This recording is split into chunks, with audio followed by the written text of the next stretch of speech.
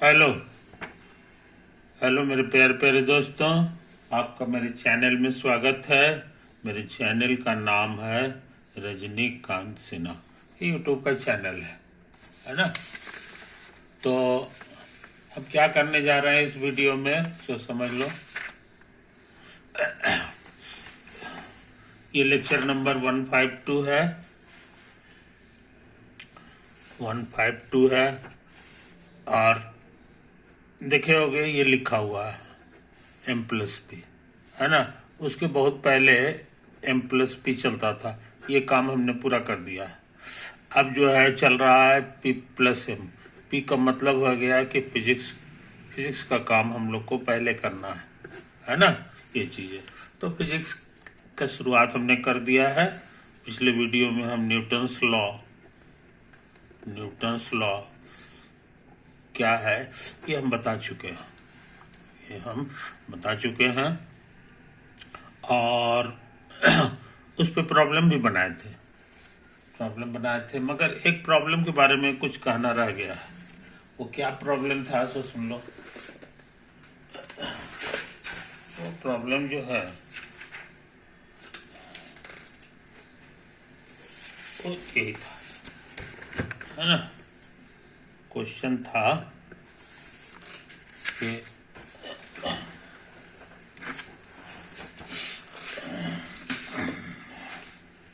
Question है कि a block of mass m is placed on a smooth inclined plane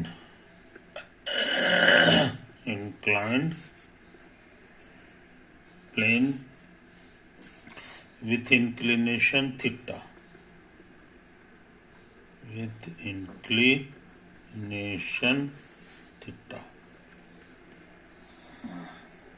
with the horizontal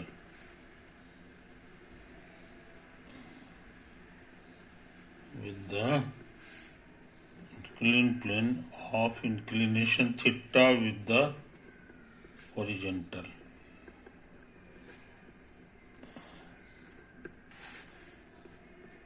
The force exerted by the plane on the block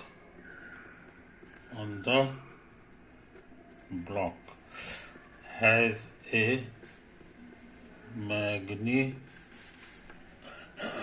magnitude क्या है ये पता लगाना है कि नहीं। तो इसको अच्छी तरह समझ लो। इसको 4 ऑप्शंस हैं। एक है mg, एक है mg बाई cos थीटा, एक है mg cos थीटा, और ये है mg tan थीटा, है ना। तो इंक्लाइंड प्लेन आंसर करने जा रहे हैं। इंक्लाइंड प्लेन हमारा इसी शक्ल का होता है, और ये हमारे लिए हो गया हॉरिजॉन्टल है ना। इसके ऐसे करके जो रहता है इसी का नाम वर्टिकल है, और ये हमारा हॉरिजॉन्टल हो गया।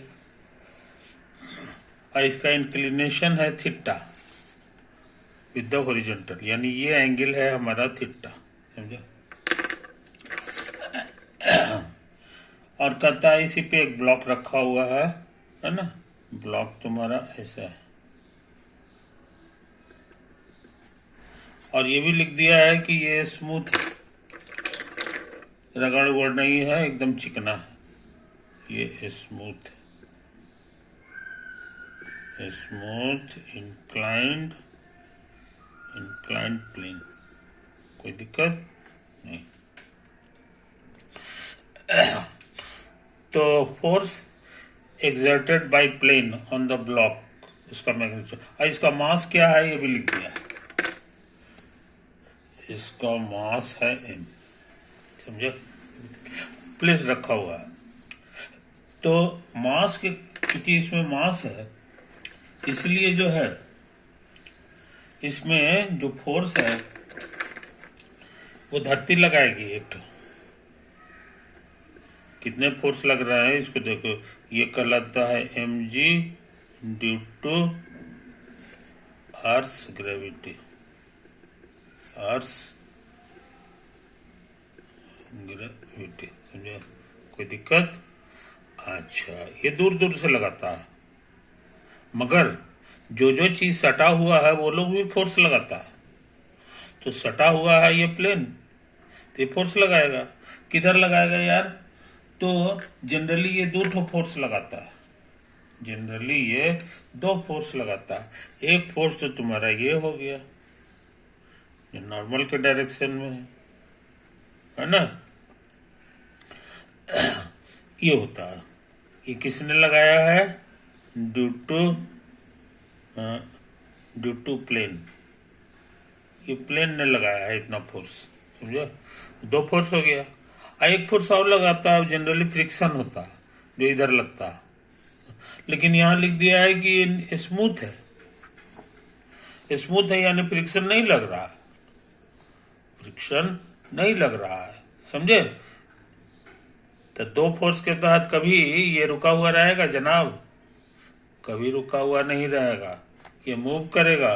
और यहाँ लिखा हुआ है कि प्लेस्ड, क्या लिखा हुआ है यहाँ पर कि प्लेस्ड, इसलिए क्वेश्चन गलत हो गया। दो फोर्स के तहत ये रुका हुआ नहीं रह सकता, दोनों फोर्स का डायरेक्शन अपोजिट होगा, एक इधर होगा एक इधर होगा, तब भले कैंसिल हो जाएगा, लेकिन यहाँ कैंसिल नहीं होगा। इसका तो रिजल्टेंट फर्स्ट क्लास का निकलेगा, फर्स्ट क्लास का रिजल्टेंट निकलेगा। ऐसे ऐसे ऐसे ऐसे, अब फिर ऐसे ऐसे ऐसे ऐसे ऐसे कर लो, तो ये इधर चलाएगा। समझे? इधर तो कोई रास्ता है नहीं, तो यहाँ ये है, इसीलिए जो है ये क्वेश्चन रॉन्ग है।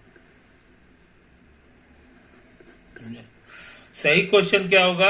ये स्मूथ वर्ड नहीं रहेगा ये स्मूथ वर्ड इस क्वेश्चन में नहीं रहेगा। समझे कि नहीं? इस बात को समझ लो मेरे यार। तब क्या होगा कि यहाँ पर फ्रिक्शन लगेगा, तब यहाँ पर एक फ्रिक्शन फोर्स भी लगेगा, जिसको हम लोग ऐसे करके लिख दें। अब ये सही हो गया। तीन फोर्स के तहत ये इक्विलिब्रियम में रह सकता है, ये तुम्हारा इक्विलिब्रियम में रुका हुआ है, इक्विलिब्रियम। इक्विलिब्रियम का मतलब हो गया कि अब हम इस फोटो में जो है ना, इस फोटो में हम लगा सकते हैं लामी थ्योरम तो इसको साफ सुथरा यहाँ बना लो। यही तुम्हारा ऐसे ऐसे ऐसे ऐसे है, ऐसे ऐसे ऐसे ऐसे है, ऐसे ऐसे ऐसे ऐसे। समझे? तो तुम्हारा जो फोर्स लगा हुआ है, एक इधर लगा हुआ है जो तुमको निकालना है, एक फोर्स तुम्हारा इधर लगा हुआ है जिसका नाम है mg, एक फोर्स और लगा हुआ है वो इधर है, और वो फ्रिक्शन है। फ्रिक्शन को हम FR लिख देते हैं। समझे? हाँ, अब ये इक्विलिब्रियम में है, तो हम लामी थ्योरम बाय लामी थ्योरम, इसमें से कुछ बढ़िया बात समझ लो। ये थीटा है, थीटा है, समझे? तो हमको लग रहा है जनाब कि ये जो है 90 माइनस थीटा होगा, क्योंकि यहाँ 90 है, 90 माइनस थीटा है, तो यहाँ से जो ऐसे लकीर खींचे ये भी थीटा हो जाएगा। समझे? तो ये चीज समझ लो, ये थीटा हो गया तो ये भी थीटा हो गया, ये भी थीटा हो गया। I 90 है, ये एक दूसरे पे 90, तो टोटल एंगल जो हो गया वो 90 प्लस थीटा हो गया, 90 प्लस थीटा हो गया। तो हम लोग जो है जरा तेजी से काम करें। n बाई साइन, ये फॉर्मूला में साइन लामी थ्योरम में लगता है, और ये 90 प्लस थीटा लिखाएगा। आइए समझ में? अब बराबर ये mg रहने दो, इस बाकी दोनों फोर्स के बीच का एंगल, तो ये तो 90 लग रहा है जी, तो ये साइन 90 हो जाएगा, समझे? याद रहे हमको ये निकालना है तो मेरा काम हो गया। ट्रिग्नोमेट्री कहता है ये कॉस थीटा होता है, और ये mg हो गया बाई 1, तो n बराबर हो जाएगा, सही answer mg cos theta, mg into cos theta, यही निकालना था। तो सही आंसर ये है, और क्वेश्चन को सही करना जरूरी है, समझे? यहाँ पे स्मूथ के बजाय रफ लिखना चाहिए।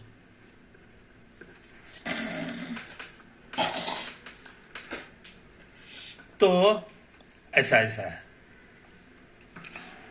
ये काम हम लोग कर चुके मेरे यार, इसको बढ़िया से देख लो। वही चीज है, दो फोर्स के तहत जो है इक्विलिब्रियम में रह ही नहीं सकता, समझे कि नहीं? फ्रिक्शन होना जरूरी है। वो तभी हो सकता है जब दोनों अपोजिट डायरेक्शन में, अपोजिट थोड़ी है, तो इधर है इधर है। तो अब ये पूरी तरह सही हो गया, ये पूरी तरह सही हो गया।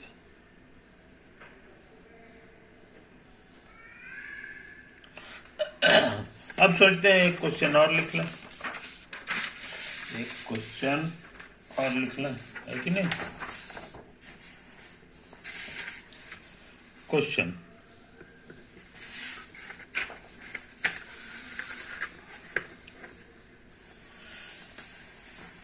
a car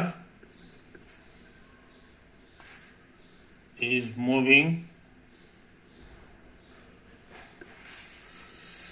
at 40 kilometre per hour, समझे? Per hour is to be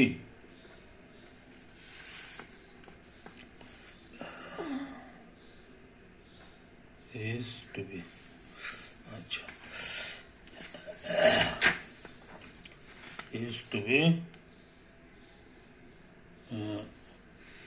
be stopped, उसको रोक देना by applying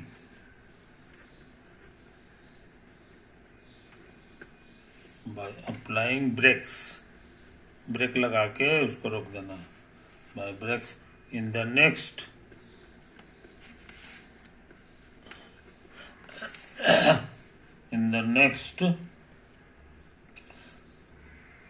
4.0 meter.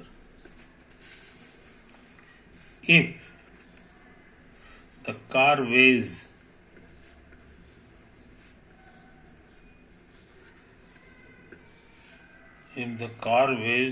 2000 kg, what is the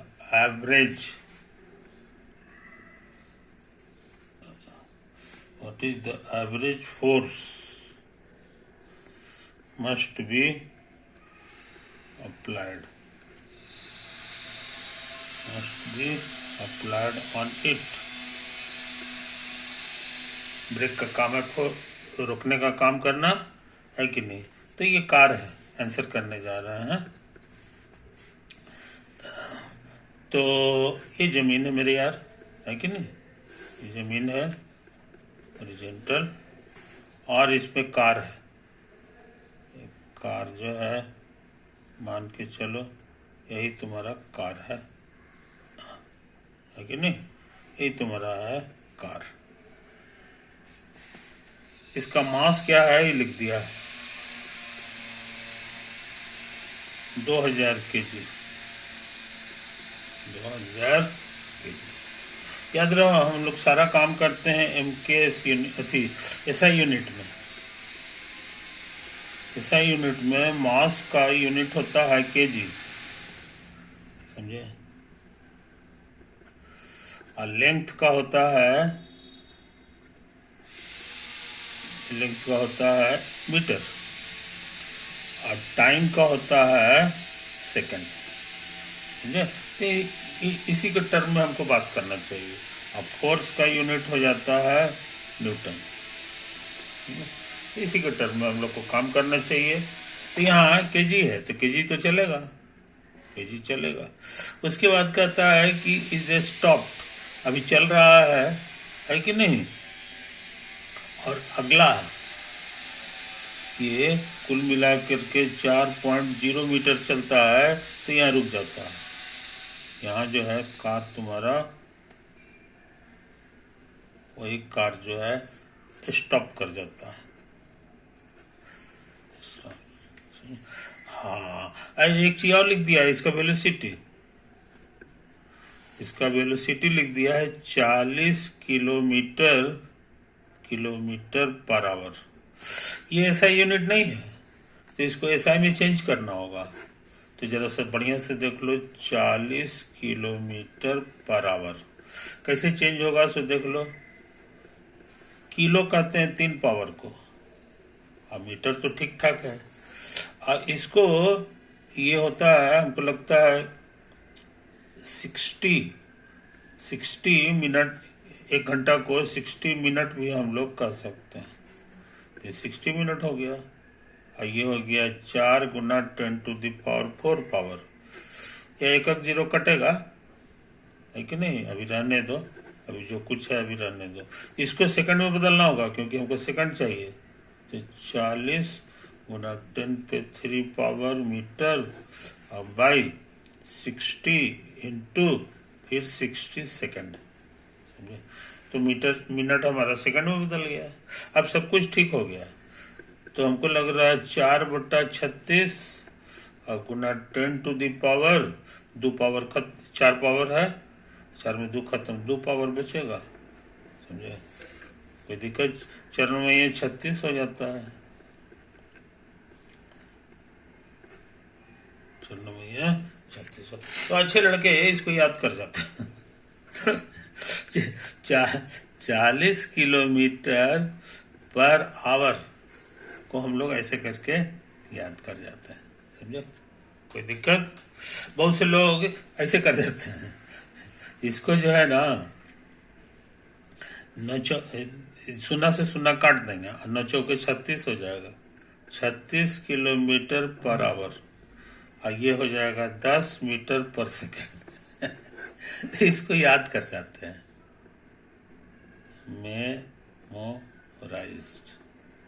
memorise कर लेने से क्या है कि ट्रांसफॉर्म करने में कभी कभी फायदा हो जाता है, कभी कभी ऐसा नहीं।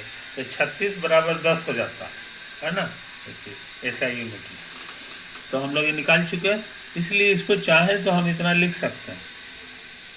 ये जो आया है 1/9 2⁻10⁻², मीटर पर सेकंड भी इसको लिख सकते हैं। और स्टॉप का मतलब हो गया कि वेलोसिटी 0 हो गया, है ना। और ये हमारा डिस्टेंस है, ये तो ठीक है, ऐसा यूनिट है ना, ये तो है।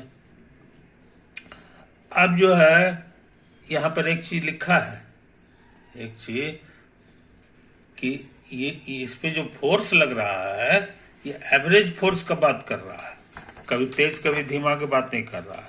इसका मतलब हो गया कि इसमें जो एक्सेलरेशन का पार्ट है, एक्सेलरेशन जो होगा वो कांस्टेंट है, एक्सेलरेशन इज कांस्टेंट। आई बात समझे। तो इससे हम लोग अंदाज लगा लिए कि इस पूरे जर्नी में जो है एक्सेलरेशन कांस्टेंट है, बराबर कांस्टेंट। अब एक्सेलरेशन कांस्टेंट है तो स्कूल में सीखे हो, तुम्हारा 2-3 को फॉर्मूला है, v बराबर u प्लस 80, एक और है क्या जी,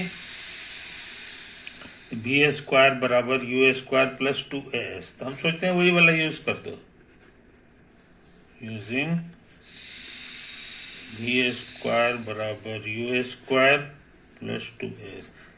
कांस्टेंट एक्सेलरेशन है इसलिए हम ये लगा सकते हैं, वी गेट v माने आखिरी वेलोसिटी जो लिखा हुआ है 0, u माने शुरू का जो यहाँ लिखा हुआ है 1/9 और 10⁻²। और यूनिट मत लिखो क्योंकि सबका ऐसा यूनिट हमको याद है। और ये a है, ये माने एक्सेलरेशन, ये मीन्स एक्सेलरेशन। और कितना दूरी गया है तो 4 मीटर गया है, तो 4 लिख देंगे, है कि नहीं। तो इसको उधर उधर भेजोगे जब तो तुमको क्या मिलने जा रहा है एक्सेलरेशन, सो समझ लो। ये तो तुमको हो जाएगा 10⁴ और 81। ये इधर आ गया माइनस, और ये 4 दूना 8 जो है नीचे आ जाएगा। समझे? इसका यूनिट हो जाता है मीटर अब पर सेकंड स्क्वायर। आई बात समझ में? तो हम लोग ये निकाल लिए। ये माइनस इशारा कर रहा है कि यहाँ एक्सेलरेशन जो है स्पीड को कम करने वाला है, इसलिए फोर्स जो लगेगा वो रोकने वाला लगेगा, है कि नहीं? So by Newton's law, by Newton's law required force का फॉर्मूला होता है मास गुना एक्सेलरेशन। मास हमको लिख दिया है 2000 kg, तो 2000 लिख देंगे, इंटू एक्सेलरेशन ही लिखेंगे।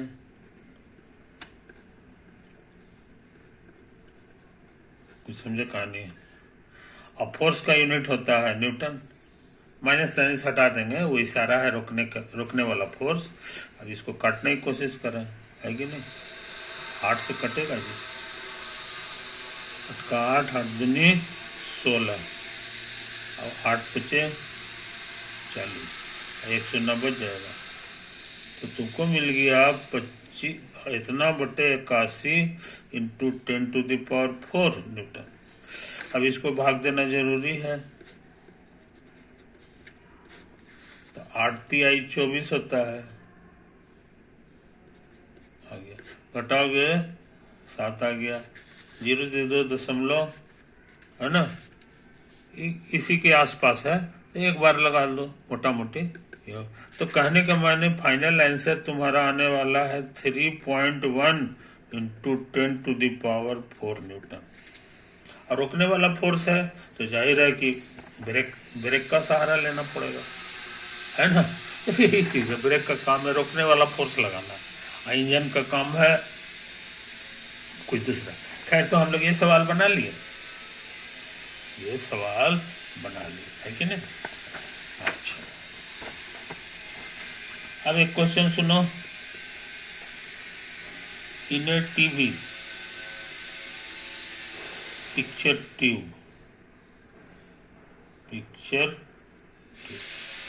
टीवी में जो स्क्रीन रहता है उसी को कहता है टीवी का picture tube. Electrons are ejected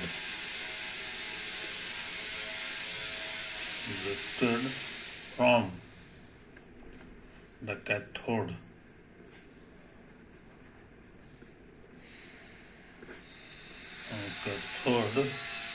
with negligible speed,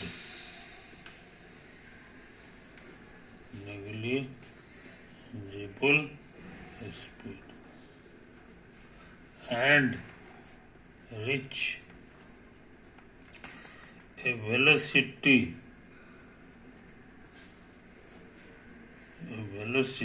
of 5 into 10⁶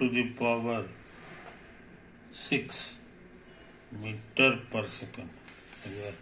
कोई दिक्कत नहीं। इन travelling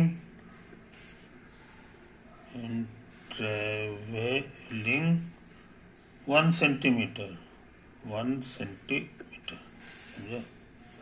assuming a straight line motion,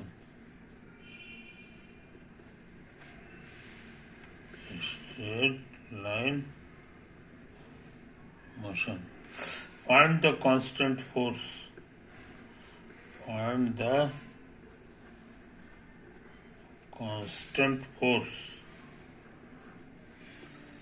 exerted on the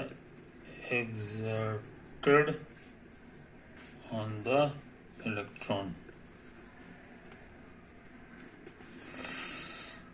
The mass of electron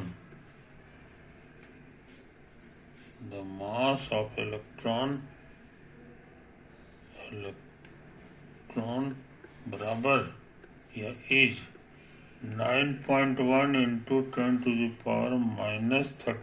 kg। समझे? तो इसी बहाने ये समझा रहा है कि टीवी के अंदर क्या क्या खेला होता है। तो टीवी में जो दिखाई देता है सामने स्क्रीन है ना, उस पर बम्बार्डमेंट होता है किस चीज का?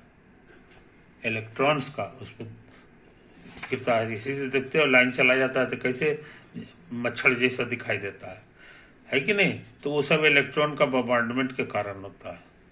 समझे? इलेक्ट्रॉन छोटा पार्टिकल है, उसका मास जो है देखते हो कितना कम है, -31। समझे? ग्राम से भी जो है बहुत ज्यादा नीचे है, ये 29 पावर नीचे। समझे? तो ये ग्राम बहुत हल्का छोटा साइज का पार्टिकल रहता है, वो रहता है, मगर उसमें चार्ज रहता है। समझे कि नहीं? ये चीज तो वो चार्ज को क्या करता है ना कि इलेक्ट्रिकल फील्ड रहता है, तो फील्ड्स के कारण उसमें स्पीड पैदा कर देता है। इलेक्ट्रॉन हल्का बहुत धीरे से निकलता है कैथोड में से। कैथोड एक तरह का ट्यूब रहता है, उसी से निकलता है, और बाहर में फील्ड रहता है, मैग्नेटिक फील्ड रहता है, जिसके कारण उसका स्पीड बढ़ा देता है, बहुत कस के बढ़ा देता है।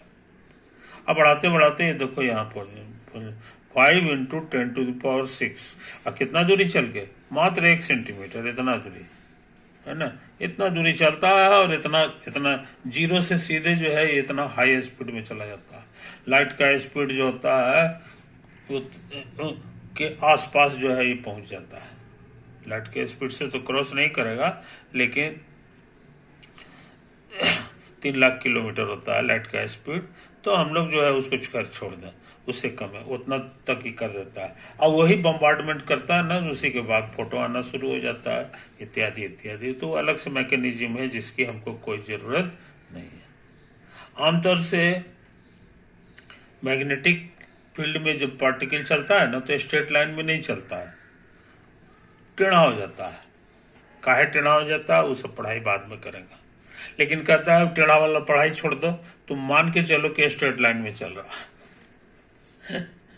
तो ये जो है हम लोग के लिए अच्छा है भाई। तो अब नक्शा देख लो, नक्शा देख लो, यही है तुम्हारा इलेक्ट्रॉन।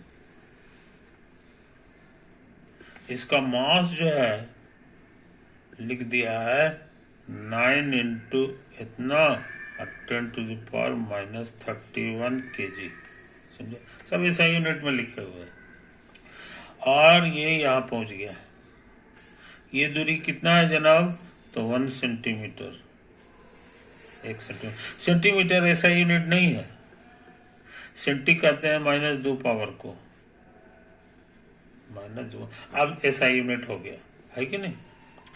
और यहाँ जब पहुंचता है तब उसका जो स्पीड हो जाता है, वेलोसिटी, वो बहुत ज्यादा हो जाता है, 5 × 10⁻⁶ मीटर पर सेकंड। और शुरू में इसका कुछ वेलोसिटी होगा, तो यहाँ लिख दिया है कि निकलते समय उसका स्पीड जो है नेग्लिजिबल है, इसलिए इसके स्पीड को करीब करीब 0 समझो, 0 ये मान लो एकदम, है कि नहीं? तो इसका स्पीड बढ़ रहा है, इसका मतलब है कि इसको ब्रेक की जरूरत है नहीं, एक्सेलरेट किया है, इतना स्पीड इसका बढ़ गया है, इसलिए बिहार रास्ते कुछ एक्सेलरेशन लगा होगा। कितना लगा है ये हमको नहीं मालूम, तो पता करें तो हमको लगता है यूजिंग, और सब कुछ कहता है कि फोर्स उस कांस्टेंट है, कांस्टेंट फोर्स है, तो एक्सेलरेशन कांस्टेंट ही होगा। कांस्टेंट फोर्स लग रहा है, इसी से हम जान गए कि एक्सेलरेशन भी कांस्टेंट है, क्योंकि मास से खाली भाग दे देना है तो एक्सेलरेशन मिल जाएगा। एक्सेलरेशन इज कांस्टेंट, और मास फिक्स्ड है ना, तो एक्सेलरेशन कांस्टेंट हो गया तो हम ये सब फार्मूला लगा सकते हैं, v² = u² + 2as। We get v माने आखिरी वेलोसिटी, आखिरी वेलोसिटी में ये लिख देंगे 5 × 10⁻⁶। ऐसा यूनिट रहता है तो हम लोग लिखते नहीं, और शुरू वाला 0 है, अब +2 ए पता नहीं है, एस माने दूरी, तो यहाँ लिखा हुआ है ऐसा यूनिट में a × 10⁻⁻²। तो समझा? अब इसको भागों दे दो तो ये मालूम हो गया, ये हो जाएगा तुम्हारा 25 गुना 10⁶ दूनी 12 पावर, और ये 2 इंटू 10⁻²। इसको भाग दे दो या रहने दो, और 10 ऊपर ये -2 जाकर प्लस हो जाएगा, तो 12 2 14 पावर हो गया जी। यूनिट है मीटर पर सेकंड स्क्वायर। ये मालूम है क्या, मगर हमको ये नहीं निकालना है, हमको फोर्स निकालना है, कांस्टेंट फोर्स। तो रिक्वायर्ड फोर्स मास से गुना करना होगा।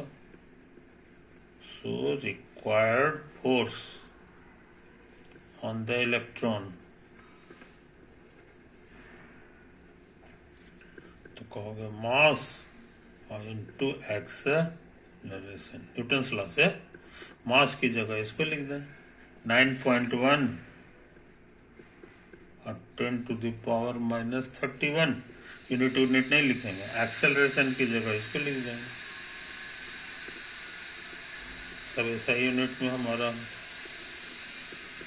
तो ये हो गया कितना सो समझ लो मेरे 9.1 इंटू 25 अब बटा 2।